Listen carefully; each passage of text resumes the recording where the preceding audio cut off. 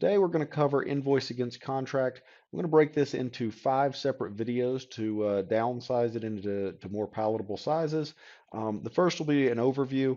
The second will be the options and flexibility of invoice against contract. The third will be the auto invoice and evaluated receipt settlement. Then we'll roll into receiving options. And then the last video will be a demo of the setup and configuration. So let's talk about receiving versus invoice approvals versus directly paying.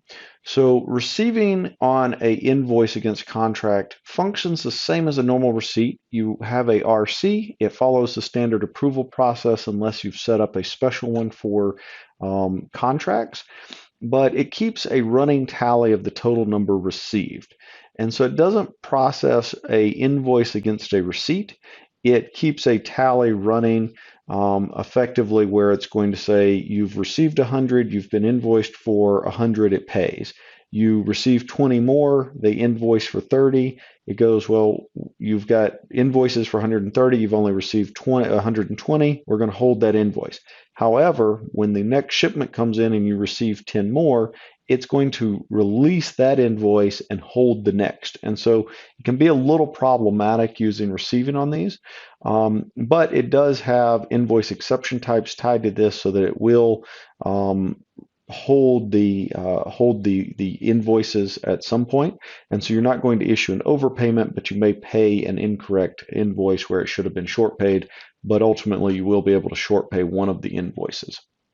So because of that, many customers choose to go with the invoice approval, which is effectively the same. It's just work transformation. It's the same validation. When an invoice comes in, you route it to the requester and say, did you receive these goods or services? And it's simply done on the IR document versus the receipt. It's not a full financial approval of the invoice.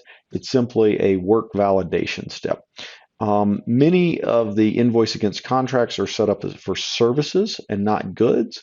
And in general, people understand approving invoices for that type of work versus doing receiving. Receiving, people think of receiving physical goods. I received 10 widgets. I need to go receive 10 widgets.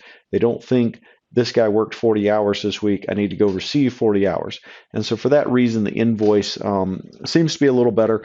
As well, for a lot of the project-based spend, etc., this allows a final coding and expense check.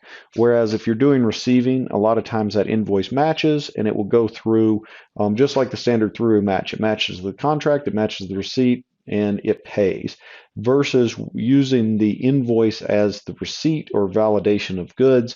It allows them to check that accounting coding one last time before they process it. And then finally, direct pay. And so this is the auto invoice function.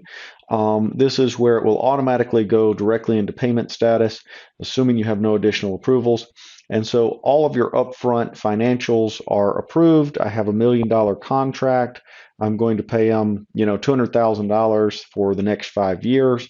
You obtain all of that financial approval on the contract before signature. At that point, you make sure the GL information is provided up front. You enter it into the line items. And this is really used when receipts and approvals just slow down the process. It adds less or more labor, which makes the process less efficient.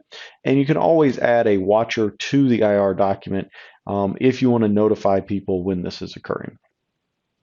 Wanted to give you a little bit more background on the receiving on invoice against contract and some of the pitfalls of it.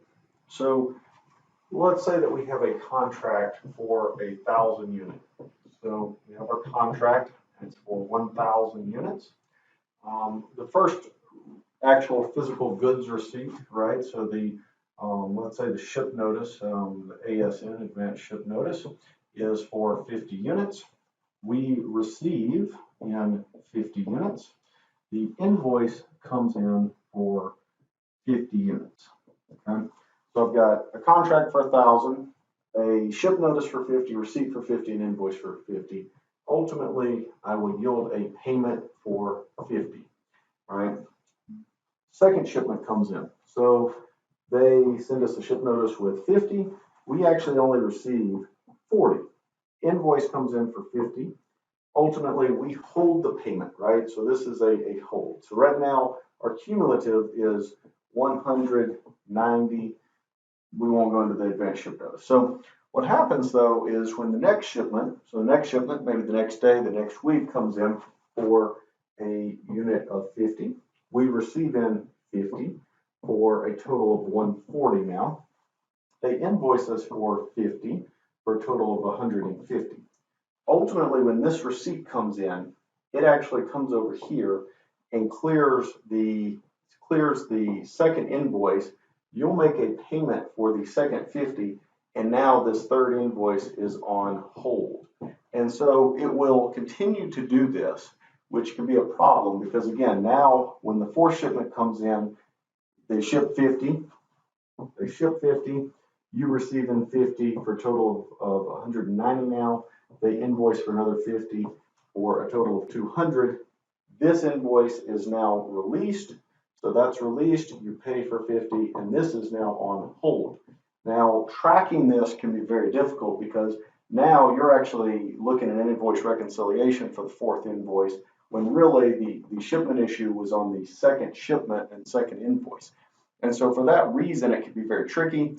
This is why we traditionally see individuals running a back-end verifier on the invoice or the IR document, invoice reconciliation document, instead of running receiving on the invoice against contract approval.